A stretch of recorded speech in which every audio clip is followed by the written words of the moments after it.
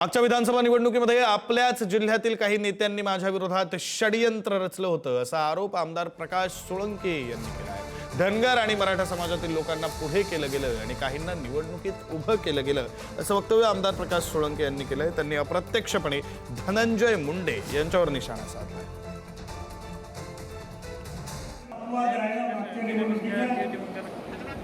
परंतु त्याबद्दल मी काही कोणाला दोष देत नाही,